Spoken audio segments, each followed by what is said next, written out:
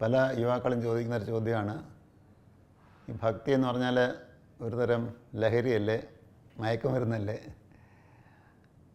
കാരണം ഈ പല ഭീകരവാദികളും ഭക്തിയുടെ പേരിലാണ്, അവരുടെ ഈശ്വര വിശ്വാസത്തിൻ്റെ പേരിലാണ് ഈ ഭീകരവാദത്തിന് ഇറങ്ങിപ്പുറപ്പെടുന്നത്. അപ്പോൾ അത് സമൂഹത്തിന് ആപത്കരമായൊരു പ്രവണതയല്ലേ? മറ്റു പലരും ഭക്തിയുടെ പേരിൽ സാമൂഹികമായ ഉത്തരവാദിത്തങ്ങളിൽ നിന്ന് ഒഴിഞ്ഞു മാറി ജീവിക്കുന്നു. അപ്പോൾ അതും സമൂഹത്തിന് നല്ലതല്ലല്ലോ. അപ്പോൾ ഈ ഭക്തി ഈ കാലത്ത് ആവശ്യമാണോ? അത് പ്രത്യേകിച്ച് ഇന്നത്തെ യുവജനതയ്ക്ക് അതിൻ്റെ എന്തെങ്കിലും പ്രയോജനമുണ്ടോ എന്ന ഒരു ചോദ്യങ്ങൾ വരാറുണ്ട്. അപ്പോൾ ഇങ്ങനത്തെ ചോദ്യങ്ങളൊക്കെ വരാൻ കാരണം തന്നെ പ്രധാനമായിട്ടും പാശ്ചാത്യമായ ചില മതസങ്കല്പങ്ങൾ ഭാരതത്തിലേക്ക് കടന്നു വരികയും ഇവിടെ അതിൻ്റെ അധീശത്വം സ്ഥാപിക്കാൻ തലമുറയായിട്ട് ശ്രമിച്ചുകൊണ്ടിരിക്കുകയും ഒരു പരിധിവരെയൊക്കെ വിജയിക്കുകയും ചെയ്തതിൻ്റെ ഫലമായിട്ടാണ്. കാരണം ഭാരതീയമായൊരു കാഴ്ചപ്പാടുണ്ട് ഭക്തിയെ പറ്റിയിട്ട്. അത് നമ്മൾ ശരിക്കും മനസ്സിലാക്കണം. കാരണം ഭക്തി എന്നുള്ളത് ഏതെങ്കിലും ഒരു ഈശ്വരനെ വിശ്വസിക്കുക, ആ ഈശ്വരൻ നമ്മുടെ കാര്യങ്ങളൊക്കെ നോക്കും, ആ ഈശ്വരനെ പ്രാർത്ഥിക്കുക, സ്തുതിക്കുക, അത് മാത്രമല്ല ഭക്തി. അതും ഭക്തിയുടെ ചെറിയ പ്രകടനം മാത്രമാണെങ്കിലും ഭക്തിയെക്കുറിച്ച് അങ്ങനെയല്ല പറയുന്നത്. ഭാരതീയമായൊരു കാഴ്ചപ്പാട് വിശ്വാസമെന്നോ ഭക്തി എന്നൊക്കെ പറയുമ്പോൾ തുടങ്ങുന്നത് ശ്രദ്ധയിൽ നിന്നാണ്. ശ്രദ്ധ, ഭക്തി, വിശ്വാസം എന്നുള്ളതാണ് നമ്മുടെ ഒരു പടിപടിയായിട്ടുള്ള ഒരു ഈശ്വരനിലേക്ക് എത്താനുള്ള വഴികളായിട്ട് പറയുന്നത്. അവിടെ ശ്രദ്ധ എന്ന് പറയുന്നത് ഒരു പുതിയ കാര്യം കേൾക്കുന്നു. ഒരു കൊച്ചുകുട്ടി അധ്യാപകർ പറയുന്നൊരു കാര്യം കേൾക്കുന്നു. അപ്പോൾ കേൾക്കുമ്പോൾ അത് ആദ്യമായിട്ട് കിട്ടുന്നൊരു അറിവാണ്. അത് ശരിയാണെന്ന് വിശ്വസിച്ചുകൊണ്ട് മാത്രമേ പിന്നെ അടുത്തത് പോകാൻ പറ്റുള്ളൂ, അടുത്ത അറിവിലേക്ക് കടന്നു ചെല്ലാൻ പറ്റുള്ളൂ. അപ്പോൾ അതുപോലെ നമുക്ക് ഈ ഗുരുക്കന്മാരിൽ നിന്നും നമ്മുടെ ശാസ്ത്രഗ്രന്ഥങ്ങളിൽ നിന്നും ഒക്കെ കിട്ടുന്ന അറിവുകളുണ്ട്, ഈശ്വരനെ പറ്റിയുള്ള അറിവുണ്ട്. അപ്പോൾ ഒരു സനാതനധർമ്മത്തിൽ പ്രധാനമായിട്ടും നമ്മുടെ ദർശനം എന്ന് പറഞ്ഞാൽ ഈ സൃഷ്ടിയും സൃഷ്ടാവും രണ്ടല്ല. സൃഷ്ടി എന്ന് പറയുന്നത് സൃഷ്ടാവിൻ്റെ മറ്റൊരു പ്രകടിത ഭാവമാണ്. അത് ഉദാഹരണമായിട്ട് പറയുന്നത് നൃത്തവും നൃത്തക്കാരനും തമ്മിലുള്ള ബന്ധം പോലെയാണ്. നൃത്തം ചെയ്യാത്തപ്പോഴും നർത്തകനോടുണ്ട്. പക്ഷേ നർത്തകൻ്റെ കഴിവിൻ്റെ ഒരു പ്രകടനമാണ് നൃത്തം എന്ന് പറയുന്ന ചലനം. അതേപോലെ പ്രപഞ്ച സൃഷ്ടി ഈശ്വരൻ്റെ സ്വന്തം വൈഭവത്തിൻ്റെ ഒരു പ്രകടനമാണ്. അപ്പോൾ അതുകൊണ്ട് ഈ കാണുന്ന പ്രപഞ്ചത്തിൽ മുഴുവൻ എല്ലാത്തിലും ഒരു ഈശ്വരാംശമുണ്ട്. ആ ഒരു വസ്തുവിൻ്റെ പിന്നിലുള്ള ഒരു ഈശ്വരാംശത്തിനെ നമ്മളതിൻ്റെ ദേവത എന്ന് പറയുന്നു. അപ്പോൾ എല്ലാത്തിൻ്റെ പിന്നിലൊരു ദേവതാ സങ്കല്പം വൈദികകാലം തൊട്ടേ ഭാരതത്തിൽ വന്നിരുന്നു. അപ്പോൾ അതുകൊണ്ടാണ് നമ്മൾ ഗംഗാനദിയെ നമ്മൾ ഗംഗാമാ എന്ന് വിളിക്കുന്നു, ദേവി എന്ന് വിളിക്കുന്നു, നർമ്മദയൊക്കെ ദേവി എന്ന് വിളിക്കുന്നു. സമുദ്രത്തെ ദേവനായിട്ട് കാണുന്നു, അഗ്നിയെ ദേവനായിട്ട് കാണുന്നു, വായുവിനെ ദേവനായിട്ട് കാണുന്നു, പർവ്വതങ്ങളെ ദേവതാ സ്വരൂപങ്ങളായിട്ട് കാണുന്നു. അപ്പോൾ എല്ലാത്തിലും ഇതിൻ്റെ പിന്നിലൊരു ചൈതന്യമുണ്ട്. ആ ചൈതന്യത്തിൻ്റെ അംശത്തിനെയാണ് നമ്മൾ അതിൻ്റെ ദേവത എന്ന് പറയുന്നത്. അപ്പോൾ നമ്മുടെ ശരീരത്തിലാണെങ്കിലും ശരി, ഇപ്പോൾ നമുക്ക് കാഴ്ച വേണമെങ്കിൽ, കണ്ണ് കാണണമെങ്കിൽ നമുക്ക് പുറമേ സൂര്യപ്രകാശം വേണം, പ്രകാശം വേണം. പ്രധാന പ്രകാശന സ്രോതസ് സൂര്യനാണ്. അപ്പം സൂര്യപ്രകാശം ഉണ്ടെങ്കിൽ നമുക്ക് കാണാൻ പറ്റുള്ളൂ. അപ്പോൾ ആ സൂര്യനാണ് കണ്ണിൻ്റെ അധിഷ്ഠാന ദേവത, അല്ലെ കാഴ്ച ശക്തിയുടെ അധിഷ്ഠാന ദേവതയായിട്ട് പറയുന്നു. അപ്പോൾ അത് സൂര്യന് ബാഹ്യമായിട്ട് നമ്മൾ ആ സൂര്യഗോളത്തെ സങ്കല്പിച്ച് പ്രാർത്ഥിക്കുന്നു. മാത്രമല്ല പ്രപഞ്ചത്തിൻ്റെ ഭൂമിയുടെ തന്നെ ഊർജ്ജ സ്രോതസ് സൂര്യനാണ്. അപ്പം നമ്മൾ അവിടെ ആദ്യം പറയുന്നു, ഇത് ഈ സൂര്യനാണ് നമുക്ക് കാഴ്ചശക്തിക്ക് സഹായിക്കുന്നത്. പ്രപഞ്ചത്തിൻ്റെ ചൈതന്യം സൂര്യനാണ്. അതുകൊണ്ട് സൂര്യനെ ഈശ്വരനായിട്ട് കണ്ട് പ്രാർത്ഥിക്കണം, ഈശ്വര തുല്യനായിട്ട്, ഈശ്വരൻ്റെ പ്രതിരൂപമായിട്ട് കണ്ട് പ്രാർത്ഥിക്കണം എന്ന് പഠിപ്പിക്കുന്ന കുട്ടികളെ. ഇപ്പോൾ രാവിലെ എഴുന്നേൽക്കുമ്പോൾ ആദ്യം ഭൂമി തൊട്ട് വന്നിരിക്കുന്നു, ഭൂമിയെ നമ്മൾ അമ്മയായിട്ട് കാണുന്നു. അതുപോലെ പുറത്തിറങ്ങിയാൽ സൂര്യനെ വണങ്ങുന്നു, തുളസി ചെടിക്ക് പ്രദക്ഷിണം ചെയ്ത് വെള്ളം തീർത്തൊഴിച്ച് അത് സേവിക്കുന്നു. പശുക്കളെയൊക്കെ ഗോമാതാവായിട്ട് കണ്ട് അതിനെ ആദരിക്കുന്നു. അപ്പോൾ ഇങ്ങനത്തെ ഒരു സംസ്കാരം നമുക്ക് നിലനിന്നിരുന്നു. ഇതൊരു ഗ്രാമത്തിൽ എല്ലായിടത്തും, എല്ലാ വിദ്യാഭ്യാസമുള്ളവർക്കും ഇല്ലാത്തവർക്കും എല്ലാവർക്കും ഈ ഒരു സംസ്കാരം നിലനിന്നിരുന്നു. അപ്പോൾ ഇവിടൊക്കെ നമ്മൾ ചെയ്യുന്ന എന്താ വെച്ചാൽ, ഈ പ്രപഞ്ചത്തിനെ തന്നെ, പ്രപഞ്ചത്തിലെ ഓരോ വസ്തുവിൻ്റെയും പിന്നിൽ ആ ഈശ്വര ചൈതന്യത്തിനെ കണ്ടിട്ട് അതിനോടുള്ള നമ്മുടെ ഒരു ഭക്തിഭാവം, ആദരവ് പ്രകടിപ്പിക്കുന്നതിനാണ് ഇവിടെ ഭക്തി എന്ന് പറഞ്ഞത്. അപ്പോൾ ആദ്യം ഉണ്ടാകുന്ന ശ്രദ്ധയാണ്. ശ്രദ്ധ എന്ന് പറഞ്ഞാൽ ആദ്യം ഗുരുവിൻ്റെ വാക്യത്തിലുള്ള വിശ്വാസം, ശാസ്ത്രവാദത്തിലുള്ള വിശ്വാസം, ആ വിശ്വാസത്തിനനുസരിച്ചുള്ള പ്രയത്നം, ആ പ്രയത്നത്തിൽ കൂടിയാണ് നമുക്ക് ആ ഭക്തി ഉണ്ടാകുന്നത്. നമ്മളിപ്പം കുട്ടിക്കാലത്ത് ഭൂമി അമ്മയാണ്, സൂര്യനാണ് നമുക്ക് ഊർജ്ജമൊക്കെ തരുന്നത് സ്കൂളിൽ പഠിക്കുന്നുണ്ട്. സ്കൂളിൽ സൂര്യൻ ഊർജ്ജം തരുന്നത് പഠിച്ചതുകൊണ്ടോ, പ്രകൃതിയാണ് നമ്മൾ സംരക്ഷിക്കുന്നത് പഠിച്ചതുകൊണ്ടോ നമ്മൾക്ക് ആ ഭക്തിഭാവം ഉണ്ടാവില്ല. നമ്മളതനുസരിച്ച് ആചരിക്കുമ്പോഴാണ് ആ ഭക്തിഭാവം നമ്മളിൽ വികസിച്ച് വരുന്നത്. അപ്പോൾ ശ്രദ്ധയിൽ നിന്നാണ് ഭക്തി ഉണ്ടാകുന്നത്. ആ ഭക്തിയിൽ കൂടി നമ്മുടെ അനുഭവവേദ്യമായി തീരുന്നു. ഈശ്വര ചൈതന്യമാണെന്നുള്ളത് നമുക്ക് അനുഭവവേദ്യമായി തീരുമ്പോഴാണ് അതിനെയാണ് നമ്മൾ വിശ്വാസം എന്ന് പറയുന്നത്. അപ്പം അങ്ങനെയുള്ള വിശ്വാസം നമ്മൾ ഉണ്ടായിക്കഴിഞ്ഞാൽ ആർക്കാണെങ്കിലും ശരി ആ ലോകത്തിലൊന്നിനെ അന്യമായിട്ട് കാണാൻ സാധിക്കില്ല, ലോകത്തിനൊന്നിനെ നമുക്ക് ചൂഷണം ചെയ്യാൻ സാധിക്കില്ല. നമ്മൾ തന്നെ സ്നേഹസ്വരൂപമായി തീരും. അപ്പം അമ്മ സാധാരണ പറയാറുള്ള വാക്കാണ്, നമ്മളെപ്പോഴും പറയാറുണ്ട് ഐ ലവ് യു എന്ന് പറയാറുണ്ട്, ഞാൻ നിന്നെ സ്നേഹിക്കുന്നു എന്ന് പറയാറുണ്ട്, നമ്മൾ എല്ലാവരെയും സ്നേഹിക്കുന്നു എന്ന് പറയാറുണ്ട്. അവിടെ ഞാനും ഒരു അന്യനും വരുന്നുണ്ട്, ഞാനും നീയും വരുന്നുണ്ട്, ഞാനും നിങ്ങളും വരുന്നുണ്ട്. നമ്മളിൽ നിന്നും ഭിന്നമായ ഒന്നിനെ നമ്മൾ സ്നേഹിക്കുന്നതായിട്ടാണ് നമ്മൾ പറയുന്നത്. പക്ഷേ വാസ്തവത്തിൽ അമ്മ പറയുന്നത് നമ്മളെല്ലാം സ്നേഹസ്വരൂപമാണ്, നമ്മൾ തന്നെ സ്നേഹമാണ്, നമ്മുടെ യഥാർത്ഥ സ്വരൂപ സ്നേഹമാണ്. അത് വരണമെങ്കിൽ നമുക്ക് അനുഭവത്തിൽ വരണം. അനുഭവത്തിൽ വന്നതുകൊണ്ടാണ് അമ്മയ്ക്ക് അത് പറയാൻ സാധിക്കുന്നത്. അപ്പോൾ ആ അനുഭവത്തിൽ വന്നവരെയാണ് നമ്മൾ മഹാത്മാക്കളെന്ന് പറയുന്നത്. ഈ പ്രപഞ്ചത്തെ ഈശ്വരനായിട്ട് അനുഭവിക്കാൻ സാധിച്ചവർ, അവർ തന്നിൽ തന്നെ പ്രപഞ്ചത്തെ കാണുന്നു, ആ പ്രപഞ്ചത്തിൽ മുഴുവൻ ഈശ്വര ചൈതന്യമായിട്ട് കാണുന്നു. അപ്പോൾ അങ്ങനെ കാണുമ്പോൾ നമുക്ക് എല്ലാത്തിനോടും ഈ ആദരവ് ഉണ്ടാവും, ഭക്തി ഉണ്ടാവും. അപ്പോൾ അതിനെയാണ് നമ്മൾ ശരിയായൊരു ഭക്തിയായിട്ട് പറയുന്നത്. അപ്പോൾ നമ്മൾ ചെയ്യുന്ന ഓരോ കർമ്മത്തിലും ശ്രദ്ധയുണ്ടാവും. നമ്മൾ ചെയ്യുന്ന കർമ്മം ഒരു ഈശ്വര പൂജയായിട്ട് മാറും, നമ്മുടെ വാക്കുകൾ ഒരു ഈശ്വരനുള്ള കീർത്തനമായിട്ട് മാറും. അപ്പം അതാണ് നമ്മുടെ സമൂഹത്തിൽ താളലയം കൊണ്ടുവരുന്നത്. അതാണ് നമ്മുടെ സംസ്കാരത്തിനെ പിടിച്ചു നിർത്താൻ സഹായിച്ചത്. എത്രയോ വർഷത്തെ വൈദേശിക ഭരണം, ഇത്ര നൂറ്റാണ്ടുകളുടെ വൈദേശിക ഭരണം മറ്റു ലോകത്തിൽ ഒരു രാജ്യത്തും ഉണ്ടായിട്ടില്ല. പക്ഷെ എന്നിട്ടും ഇവിടുത്തെ സംസ്കാരം നശിക്കാത്തത് എന്തുകൊണ്ടാണ്? ഈ രീതിയിലാണ് ഇവിടെ ഭക്തി വളർത്തിയെടുത്തത്, ഈ രീതിയിലാണ് ഇവിടെ വിശ്വാസം വളർത്തിയെടുത്തത്. അപ്പോൾ ഓരോ വ്യക്തിയുടെ ഉള്ളിലും ഹൃദയ പരിവർത്തനം കൊണ്ടുവരിക എന്ന് പറഞ്ഞാൽ അത് എളുപ്പമെന്നുള്ള കാര്യമല്ല, മറ്റൊരാളെ അടിച്ചേൽപ്പിക്കാൻ പറ്റുന്ന കാര്യമല്ല.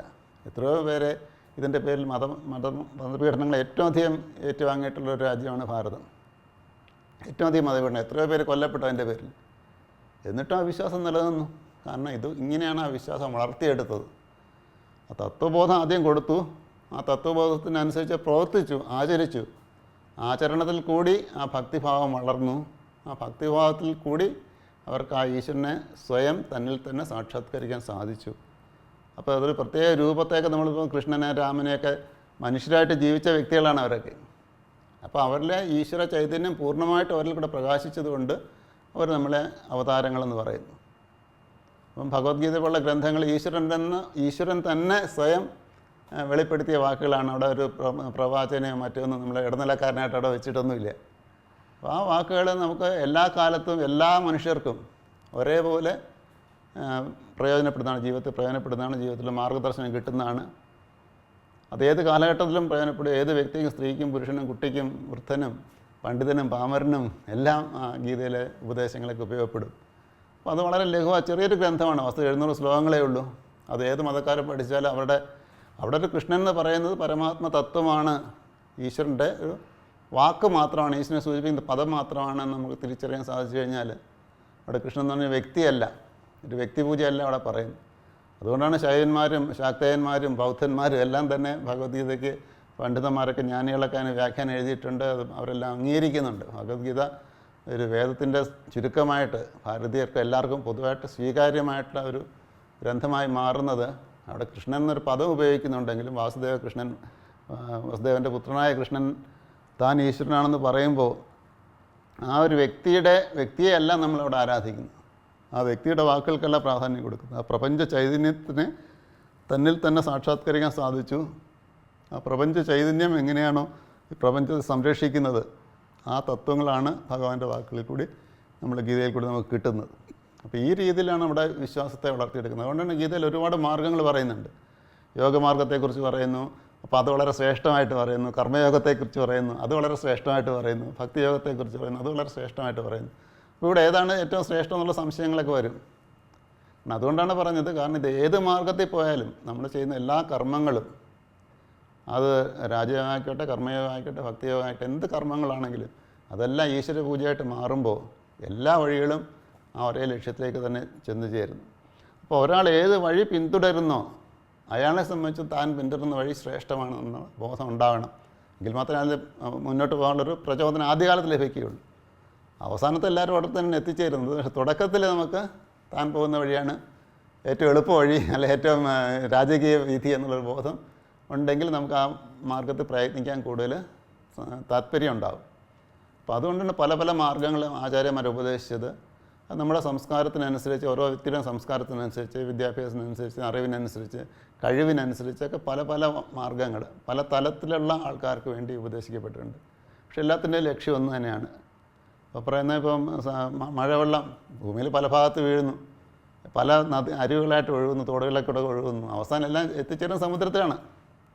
അതേപോലെ ഏത് നാമം കൊണ്ട് ഉപാസിച്ചാലും, ഏത് രൂപത്തിൽ ഉപാസിച്ചാലും, രൂപമില്ലാതെ ഉപാസിച്ചാലും, എങ്ങനെ ചെയ്താലും ശരി, ഈശ്വരനെ തന്നെ മാറ്റി വെച്ചിട്ട് ഇപ്പം ബുദ്ധമതത്തിലോ ജൈനമതത്തിലോ ഒന്നും ഈശ്വര സങ്കല്പങ്ങൾ തന്നെ ഒരു പക്ഷേ ഉണ്ടാവില്ല. എങ്കിൽ പോലും അതെല്ലാം എത്തിച്ചേരുന്ന ഒരേ തത്വത്തിലാണ്. ആ തത്വം തന്നെയാണ് പ്രപഞ്ചമായിട്ട് നമുക്ക് ദൃശ്യമായിരിക്കുന്നത്, അനുഭവവേദ്യമായി തീർന്നിരിക്കുന്നത്. അപ്പോൾ അനുഭവവേദ്യമായ തലത്തിൽ നിന്ന് അവിടെ നാനാത്വത്തിനുള്ളിലുള്ള ഏകത്വം കണ്ടെത്തുകയാണ് നമ്മുടെ സനാതനധർമ്മത്തിൽ നമുക്കെല്ലാവർക്കും എത്തിച്ചേരേണ്ട ലക്ഷ്യം. ആ ഏകത്വത്തിലേക്കുള്ള ഒരു എല്ലാവർക്കും എല്ലാ മാർഗത്തിലും ഈ ഭക്തി എന്നൊരു ഘടകമുണ്ട്. നമ്മൾ ചെയ്യുന്ന കർമ്മത്തിനോട് നമുക്ക് ഭക്തി ഉണ്ടെങ്കിൽ ആ കർമ്മം നമുക്കത് പൂർണ്ണമായിട്ടും ഏറ്റവും നല്ല രീതിയിൽ ആർക്കും ഉപദ്രവം വരാതെ, ദ്രോഹം വരാതെ ചെയ്യാൻ സാധിക്കുള്ളൂ. അത് ഈശ്വര പൂജയായിട്ട് തന്നെ മാറ്റാൻ പറ്റും. പൂജ എന്ന് പറയുന്നത് നമ്മൾ ആദരവോടുകൂടി ഭക്തിയോടുകൂടി തന്നെ ചെയ്യുന്നു. ഏറ്റവും നല്ല രീതിയിൽ നമുക്ക് ചെയ്യാൻ പറ്റുന്ന പരമാവധി നല്ല രീതിയിൽ ചെയ്യാൻ ശ്രമിക്കുന്നു. അങ്ങനെ നമ്മുടെ ഓരോ കർമ്മങ്ങളും അങ്ങനെ മാറുകയാണെങ്കിൽ, നമ്മുടെ ഓരോ വാക്കുകൾ അങ്ങനെ ഭഗവത് കീർത്തനമായിട്ട് മാറുകയാണെങ്കിൽ തീർച്ചയായിട്ടും ലോകം ഒരു പുതിയ ലോകം നമ്മുടെ മുമ്പിൽ ഉണ്ടായി വരാൻ സാധിക്കും. അത് എല്ലാ കാലത്തും ഈ തത്വങ്ങൾക്ക് പ്രാധാന്യമുണ്ട്. അപ്പം മറ്റ് പല മതങ്ങൾക്കും ഉണ്ടായിരുന്ന സങ്കുചിതത്വം, തങ്ങളുടെ മാർഗം മാത്രമാണ് ശരി, മറ്റതൊക്കെ തെറ്റാണ്, മറ്റുള്ളവരെ കൂടെ തങ്ങളുടെ മാർഗത്തിലേക്ക് കൊണ്ടുവരണം എന്നുള്ളൊരു ചിന്താഗതി കഴിഞ്ഞ ഏതാനും നൂറ്റാണ്ടുകളായിട്ട് ഭാരതത്തിൽ അടിച്ചേൽപ്പിക്കപ്പെട്ടൊരു ചിന്താഗതിയാണ്. അങ്ങനെ ചിന്താഗതി ഭാരതത്തിലില്ല. സ്വന്തം മാർഗത്തിന് ശ്രേഷ്ഠതയെക്കുറിച്ച് എല്ലാവർക്കും അഭിമാനിക്കാം, അത് വേണം താനും. പക്ഷേ അതുകൊണ്ട് മറ്റുള്ളവരെ കൂടെ തൻ്റെ മാർഗത്തിലേക്ക് കൊണ്ടുവരണം, അവരുടെ വിശ്വാസം തെറ്റാണ്, തൻ്റേത് മാത്രമാണ് ശരി എന്ന് ഒരിക്കലും ഭാരതീയത്ത് പറഞ്ഞിരുന്നില്ല. അതുകൊണ്ടാണ് ഭാരതത്തിൽ ബുദ്ധനെയും ജൈനനെയും മഹാവീരനെയും എല്ലാം തന്നെ നമ്മുടെ ഭാരതീയ പരമ്പരയിൽപ്പെട്ടവർ തന്നെയാണ് അവർ. ഭാരതീയരെ നമ്മൾ ബഹുമാനിക്കുന്ന ഋഷിമാരായിട്ട് തന്നെയാണ് അവരെയും നമ്മൾ കാണുന്നത്. രാമനെയും കൃഷ്ണനെയും കാണുന്ന അതേ ആദരോട് ബുദ്ധനെയും മഹാവീരനെയൊക്കെ നമ്മൾ ആരാധിക്കുന്നു, കബീറിനെ ആരാധിക്കുന്നു, കബീറിനെയൊക്കെ നമ്മൾ മഹാത്മാക്കളായിട്ട് തന്നെ കാണുന്നു. ഏത് വിശ്വാസമാണെങ്കിലും, സായിബാബ ആയിക്കോട്ടെ, ശ്രുതി സായിബാബ ആയിക്കോട്ടെ, ആരെ എടുത്താലും ശരി നമുക്ക് ഈ ഒരു ഭാവം കാണാൻ സാധിക്കും. അവരുടെ ആചാരങ്ങൾ എങ്ങനെ ആയിക്കോട്ടെ, അവരുടെ കാലഘട്ടം ഏതും ആയിക്കൊള്ളട്ടെ, അവരുടെ മതവിശ്വാസങ്ങൾ, ഒരുപക്ഷെ അവർ വളർന്നു വന്ന മതവിശ്വാസങ്ങൾ ഏതും ആയിക്കൊള്ളട്ടെ, ഇതെല്ലാം എത്തിച്ചേർന്നിരിക്കുന്ന തത്വം എല്ലാവരിലും നിറഞ്ഞു നിൽക്കുന്ന ആ സ്നേഹമാണ്, ഏകതയാണ്. അതെല്ലാ കാലത്തും എല്ലാവർക്കും പ്രസക്തമാണ്. ആ സ്നേഹത്തിൻ്റെ അഭാവമാണ്, തങ്ങൾ സ്നേഹസ്വരൂപമാണെന്നുള്ള ബോധ്യം നമുക്കുണ്ടാകാത്തതാണ് വാസ്തവത്തിൽ നമ്മുടെ ഡിപ്രഷനും ടെൻഷനും എല്ലാത്തരം യുവാക്കൾ നേരിടുന്ന എല്ലാ പ്രശ്നങ്ങൾക്കും കാരണം. ലഹരികൾക്കും മയക്കുമരുന്നിനൊക്കെ അടിമകളായിത്തീരാൻ തന്നെ കാരണം നമ്മൾ ബാഹ്യമായിട്ട് തന്നെ തേടുന്നു. ഈ ആനന്ദം, സന്തോഷം, സംതൃപ്തി ബാഹ്യമായിട്ട് തേടുന്നു. നമ്മുടെ ഉള്ളിലുണ്ടത്. ഉള്ളിലുള്ളതിനെ പുറത്തു തിരഞ്ഞാൽ എങ്ങനെ നമുക്കത് കിട്ടാൻ സാധിക്കും? ഉള്ളിലതിനെ എങ്ങനെ കണ്ടെത്തണം എന്നുള്ളതിനാണ് നമ്മുടെ ആചാര്യന്മാർ പല മാർഗ്ഗങ്ങളും പറഞ്ഞിരിക്കുന്നത്. അത് പ്രവർത്തിച്ചാൽ മാത്രമേ കിട്ടുള്ളൂ. ഇത് പഠിച്ചുകൊണ്ട് ബൗദ്ധികമായിട്ട് നമുക്കിത് അനുഭവിക്കാൻ പറ്റുന്ന കാര്യമല്ല. അപ്പോൾ ആ പ്രവൃത്തിക്കുള്ള മാർഗ്ഗങ്ങൾ നമ്മൾ പറയുന്നുണ്ട്. ആ പ്രവൃത്തിയുടെ ഭാഗമായിട്ടാണ് ഓരോരുത്തരും ചെയ്യുന്നത്. അപ്പോൾ നമുക്ക് തോന്നും ചിലപ്പം ഈ സമൂഹത്തിൽ നിന്ന് മാറിയിരിക്കുന്നതൊക്കെ തോന്നിയേക്കാം. അപ്പോൾ ഞാനിപ്പോൾ സന്യാസിയായിട്ടിരിക്കുന്നു, പക്ഷെ ഞങ്ങളൊക്കെ നല്ല ഉയർന്ന ഉദ്യോഗങ്ങളൊക്കെ വഹിച്ചിരുന്നവരാണ്. അപ്പോൾ അത് ഉപേക്ഷിച്ചിട്ട് ആശ്രമത്തിൽ പോയിട്ട് ഈ കർണാടകത്തിൽ ധ്യാനിക്കുകയും ജപിക്കുകയൊക്കെ ചെയ്യുമ്പോൾ തോന്നിയേക്കാം സമൂഹത്തിൽ നിന്ന് ഒളിച്ചോടുകയാണെന്ന് തോന്നിയേക്കാം. പക്ഷേ നിഷ്കാമമായിട്ടത് ചെയ്യാൻ, ആസക്തിയില്ലാതെ ചെയ്യാൻ, ഈ പറഞ്ഞ പോലെ സമസ്ത ജനത്തിനെയും തങ്ങളുടേതായിട്ട് കണ്ട് അവർക്ക് ഒരു സേവനം ചെയ്യാൻ, അതിനൊരു മനോഭാവത്തിൽ നമുക്ക് വ്യത്യാസം ഉണ്ടാകണം. നമ്മുടെ സ്വാർത്ഥതയൊക്കെ ഒന്ന് കുറയണം, നമ്മുടെ സുഖതൃഷ്ണയെന്ന് കുറയണം, അപ്പോൾ ആ അഹങ്കാരം കുറയ്ക്കാൻ സാധിക്കണം. ഇതിനൊക്കെ നമുക്കൊരു പരിശീലന ഘട്ടം ആവശ്യമുണ്ട്. ആ ഒരു പരിശീലന ഘട്ടത്തിൽ ഒരു പക്ഷേ നമ്മുടെ സമൂഹത്തിൽ നിന്ന് മാറി ഇരിക്കേണ്ടി വന്നെന്നിരിക്കാം. സിദ്ധാർത്ഥൻ ഗൗതമബുദ്ധനായത് കുറേ കാലത്തെ തപസ്സിന് ശേഷമാണല്ലോ, അല്ലാതെ കൊട്ടാരത്തിൽ നിൽക്കുന്നുണ്ട് അദ്ദേഹം അതാവാൻ സാധിച്ചില്ലല്ലോ. അപ്പോൾ അതുപോലെ എല്ലാ മഹാത്മാക്കളുടെ കാര്യത്തിൽ ഒരു ഈ സാധാരണ നമ്മുടെ ജീവിത വീക്ഷണത്തിൽ നിന്ന് നാനാത്വ വീക്ഷണത്തിൽ നിന്ന് ഏകത്വത്തിലേക്ക് പോകുന്നതിനിടയ്ക്കൊരു പരിവർത്തന ഘട്ടമുണ്ട്. ആ ഘട്ടത്തെ മാത്രം വെച്ചുകൊണ്ട് നമ്മൾ അവരുടെ പ്രവൃത്തികളെ വിലയിരുത്താൻ പാടില്ല. അപ്പോൾ ഇതെല്ലാവർക്കും നമുക്ക് ആവശ്യമാണെന്ന് അറിയാം. മാത്രമല്ല ഇത് എല്ലാവർക്കും ഇങ്ങനൊരു സമൂഹത്തിൽ നിന്ന് മാറി നിൽക്കേണ്ട ആവശ്യം തന്നെ പലർക്കും ഇല്ല. കാരണം ജനകനെ പോലുള്ള മഹാത്മാക്കളെ ഒരിക്കലും സമൂഹത്തിൽ നിന്ന് വിട്ടുനിന്നില്ല. ശ്രീകൃഷ്ണൻ ഒരിക്കലും സമൂഹത്തിൽ നിന്ന് വിട്ടു നിന്നിട്ടില്ല. സമൂഹത്തിന് മധ്യത്തിൽ ജീവിച്ചുകൊണ്ട് തന്നെ, പ്രശ്നങ്ങളുടെ നടുക്ക് ജീവിച്ചുകൊണ്ട് തന്നെയാണ് അവരൊക്കെ ഈശ്വരീയമായ അവരുടെ പ്രവൃത്തികളൊക്കെ ചെയ്തത്. അപ്പോൾ അങ്ങനെയൊരു സാധ്യതയുണ്ട്. പക്ഷെ എല്ലാവർക്കും അത് സാധ്യമല്ല. ചിലർക്കൊക്കെ ഇതിങ്ങനെ മാറി നിൽക്കേണ്ട ആവശ്യമുണ്ട്. പക്ഷെ അത് കണ്ടിട്ട് നമ്മളിതിനെ മൊത്തം സമൂഹത്തിനെ ഇങ്ങനെ വിലയിരുത്തരുത്.